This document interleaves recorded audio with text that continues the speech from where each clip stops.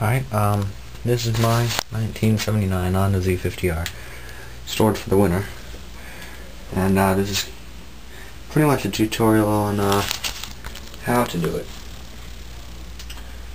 Basically, you want to make it so that in general things won't rust or get stuck or get damaged over the winter.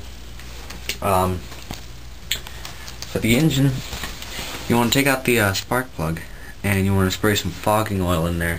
Turn it over a couple times with the flywheel, and then make sure it's at top dead center on the compression stroke, or anywhere really on the compression stroke, so that both the valves are closed. You also want to seal the carburetor. Maybe hard to see, but there is a piece of saran wrap around the end of it, and it's zip tied on there. Same with the exhaust. You want to keep that sealed. I got just a water balloon on there. Water balloon because it's small. You want to keep your chain lubed, that way it doesn't rust over the winter.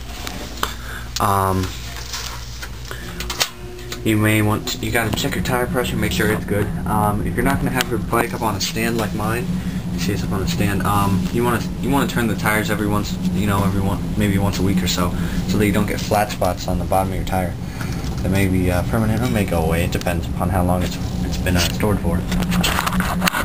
You also want to change the oil. You don't want to have that cruddy oil. You want to warm it up right before you store it and change the oil. Because oil, if you have dirty oil just sitting in your engine, in your crankcase, it's going to get messed up. It could clog small oil orifices if there are any such things. I might want to adjust the valves. But only do that when the engine is stone cold, not warm up at all. So you pretty much want to wait until the next day after you change the oil. Whatever your manual says, you adjust them to that spec. And if you adjust it while it's warm, they're going to end up being way too tight. So don't do that.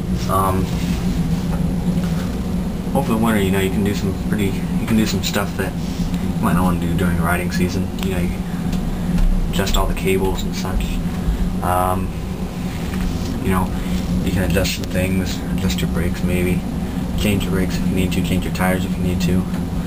If you got a water-cooled bike, you can change the fluid in it, unless you're air-cooled, of course. And if you got a battery, which this obviously doesn't, you want to keep that charged. You might want to put it on the charger, like a trickle charger, so that it doesn't die.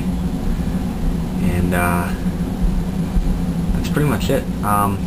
You can either fill the tank all the way up to the tip top.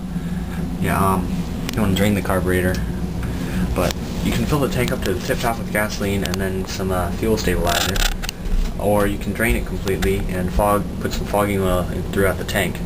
I actually drain the tank and then spray it with fogging oil to keep it from rusting, because I keep it inside, so I don't want to have gasoline inside the house.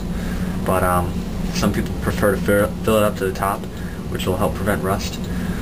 And then the fuel stabilizer, like Sta-Bil, to keep the gasoline from getting gummed up in your carburetors. Or you can drain it down to the very bottom, make sure there's absolutely nothing in there. Spray some fogging oil in there. You can usually get that at marine shops because it's used mostly for boat cylinders. But that will keep the tank from rusting.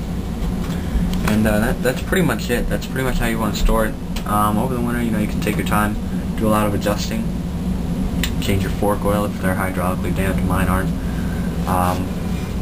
Things like that, just routine maintenance and stuff. It's a good time to do that over the winter, and when riding season comes back, you might want to put a little note on the handlebars, reminding you of all the things you got to do before you can ride it. Mine says you got to uncover it, check the tire pressure, unseal the exhaust and the carburetor, check and adjust everything, just to make sure. That's pretty much all there is to storing your bike for the winter. Keep it in a safe place.